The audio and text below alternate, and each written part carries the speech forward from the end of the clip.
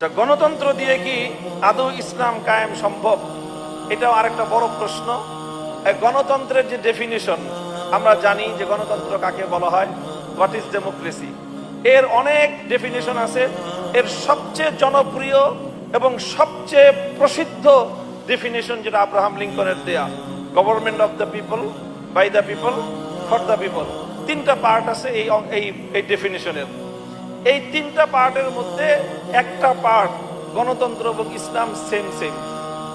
ইসলাম যা বলে গণতন্ত্র তাই বলে, অর্থাৎ 100-র মধ্যে 33% মিল হয়ে গেল। আর একটা পার্ট আছে যেই পার্টটা ইসলাম এবং গণতন্ত্র সম্পূর্ণ ভিন্ন, পরস্পর বিরোধী, সাংঘর্ষিক বক্তব্য দেয়। ইসলাম যা বলে গণতন্ত্র তার 100% বিপরীতটা বলে, গণতন্ত্র যা বলে ইসলাম তার 100% বিপরীতটা বলে। এটা হলো আরেকটা পয়েন্ট। আর আরেকটা পয়েন্ট আছে যেই পয়েন্টে ইসলাম গণতন্ত্রেরটা আংশিক স্বীকার করে আর আংশিক অস্বীকার করে। এবার আসেন তিনটা পয়েন্টের কি ছিল। Government of the people, government of the people, জনগণের সরকার, অর্থাৎ যেটাকে আমরা এখন পাওয়ার অফ সভরেনিটি বলি, যে জনগণের সার্বভৌম ক্ষমতা। সার্বভৌম ক্ষমতা মানে হলো জনগণ যেটা ইচ্ছা করবে সেটাই আইনের ক্ষেত্রে চূড়ান্ত বলে বিবেচিত হবে। ইসলাম এটাকে সম্পূর্ণভাবে ডিনাই করে। ইসলাম বলে গভর্নমেন্ট অফ দ্য আল্লাহ, জমিনে যিনি শাসক হবে তিনি জনগণের সরকার নয়, বরং তিনি আল্লাহর প্রতিনিধি। অর্থাৎ জনগণের ইচ্ছা আইন তৈরি করবার ক্ষেত্রে ভূমিকা রাখবে না, বরং আইনের মূল বুনিয়াদগুলো আল্লাহর পক্ষ থেকে নির্ধারিত। আল্লাহর পক্ষ থেকে শাসক হবে প্রতিনিধি, সে আল্লাহর সেই আইনগুলোকে জনগণের কল্যাণে বাস্তবায়ন করবে।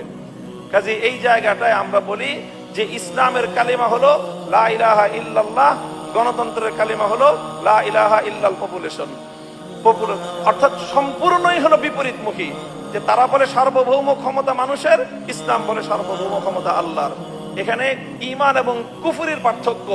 এই জায়গায় ঈমানের বিশ্বাসটা হলো তাওহীদ এবং একত্ববাদের বিশ্বাস, গণতন্ত্রের বিশ্বাস হলো সম্পূর্ণরূপে কুফরি বিশ্বাস। বিশ্বাসের জায়গায় গণতন্ত্র একটা কুফরি মতবাদ, বিশ্বাসের জায়গা থেকে। এবার আসেন for the people, government for the people. এটা ইসলামও বলে গভর্নমেন্ট ফর দ্য পিপল, গণতন্ত্র বলে গভর্নমেন্ট ফর দ্য পিপল। জনগণের কল্যাণে রাষ্ট্র কাজ করবে, সরকার কাজ করবে, জনগণের শতভাগ কল্যাণের জন্য নিয়োজিত হবে। এক্ষেত্রে গণতন্ত্র যা বলে ইসলামও তাই বলে। আর মাঝখানে আরেকটা থাকলো বাই দ্য পিপল। গণতন্ত্র বলে যে সরকার নির্বাচিত হবে বাই দ্য পিপল, সকল মানুষ, জনগণ ভোট দিবে, তাদের ভোটাধিকার প্রয়োগ করে তারা একজনকে শাসক নিয়োগ করবে। ইসলাম এরকম একেবারে বলগাহীন ভোটাধিকার প্রয়োগে ইসলাম বিশ্বাসী না। ইসলাম বলে by the selected people, government of the Allah by the selected people for the all people. এটা হলো ইসলাম, যে government of the Allah by the selected people for the all people. By the selected people মানে কি? ইসলাম বলে যে ইসলামের মূল দর্শন যেটা, সেখানে রাষ্ট্রের জনগণের, নাগরিকদের দুই ধরনের আইডি কার্ড থাকবে। একটা হলো আইডেন্টিটি কার্ড, যেটা তার ব্যক্তিগত শনাক্তের কার্ড হবে, আর একটা হবে voter ID card. Identity card যেটা, সেটা তো সবাই পাবে, এটা দিবে স্বরাষ্ট্র মন্ত্রণালয়। আর ভোটার আইডি কার্ড যেটা, সেটা দিবে নির্বাচন কমিশন। নির্বাচন কমিশন সকলকে ভোটার আইডি কার্ড দিবে না। ভোটার আইডি কার্ড দেওয়া হবে দুইটা ক্রাইটেরিয়ার ভিত্তিতে। ভোটার আইডি কার্ড পাবে মানুষ দুটো ক্রাইটেরিয়ার ভিত্তিতে। এক নম্বর ক্রাইটেরিয়া হলো যেটাকে বলা হয় আহলে রায়, অর্থাৎ জনগণের জন্য কোন ব্যক্তি উত্তম শাসক হিসেবে বিবেচিত হতে পারে, এই বিবেচনা বোধ যার মধ্যে আছে। এই বিবেচনা করার জন্য যা যা লাগে, তাকে শিক্ষিত হতে হবে, যথেষ্ট ইনফরমেশন তার কাছে থাকতে হবে, একজন ব্যক্তিকে অ্যানালাইসিস করার মতো তার ন্যূনতম যোগ্যতা থাকতে হবে।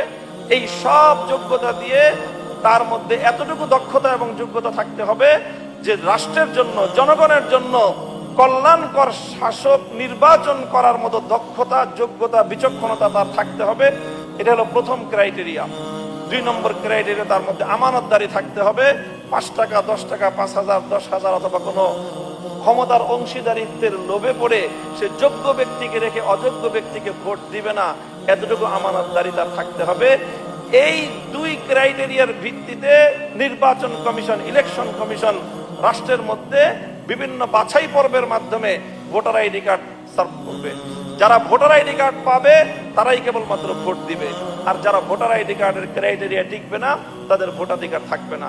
এই জন্য আমরা বলি যে ইসলামী রাষ্ট্র দর্শন হলো, আবার বলছি, যে government of the Allah by the selected people for the all people. আর গণতন্ত্র কি বলে? যে government of the people by the people for the people. আর মূল বিশ্বাসের জায়গাটায় তাওহীদ এবং শিরকের স্পষ্ট ব্যবধান। গণতন্ত্র বিশ্বাসের দিক থেকে শতভাগ একটা শিরকি মতবাদ। কাজেই এই জন্য এখন যেটা আমরা দেখি যে এখন অনেকেই গণতান্ত্রিক প্রক্রিয়া নির্বাচনে অংশগ্রহণ করে, এই নির্বাচন প্রক্রিয়া অংশগ্রহণ করার বৈধতা অবৈধতা সেটা একটা ভিন্ন প্রশ্ন এবং সেটা দীর্ঘ আরেকটা আলোচনার দাবি রাখে। এই ক্ষেত্রে সংক্ষেপে কথা হলো যে বর্তমান এই প্রক্রিয়ার মধ্যে যারা নির্বাচিত হন, নির্বাচনে অংশগ্রহণ করে যারা নির্বাচিত হন, সেই নির্বাচিত যারা হন তাদের মধ্যে দুটো দিক থাকে। একটা দিক হয় তারা এলাকার প্রতিনিধি হয়, এক একজন সংসদ সদস্য এক একটা এলাকার কি হয়? প্রতিনিধি হয়। দুটো না বরং তিনটা দিক থাকে তাদের মধ্যে। একটা হলো প্রথম তারা আইন প্রণেতা হয়, 2 নম্বর হলো তারা এলাকার মানুষের জনপ্রতিনিধি হয়, 3 নম্বর হলো তাদের মাধ্যমে একটা গভর্নমেন্ট ফর্ম হয়। তো গভর্নমেন্ট ফর্ম হওয়া কোনো ব্যক্তির মাধ্যমে এবং এলাকার মানুষের প্রতিনিধিত্ব করা, এই দুটোতে ইসলামের খুব বড় কোনো আপত্তি নাই। কাজে গণতান্ত্রিক প্রক্রিয়ায় যদি কেউ জনগণের প্রতিনিধি নিযুক্ত হয় অথবা গণতান্ত্রিক প্রক্রিয়ায় যদি কেউ ক্ষমতায় গভর্নমেন্ট ফর্ম করার মতো কোনো উপযুক্ততা পায়, সিস্টেমটা ইসলামিক না, তবে এই সিস্টেমে কেউ যদি গভর্নমেন্ট ফর্ম করতে পারে তাহলে ইসলামের মৌলিক কোনো বিধান লঙ্ঘিত হয় না।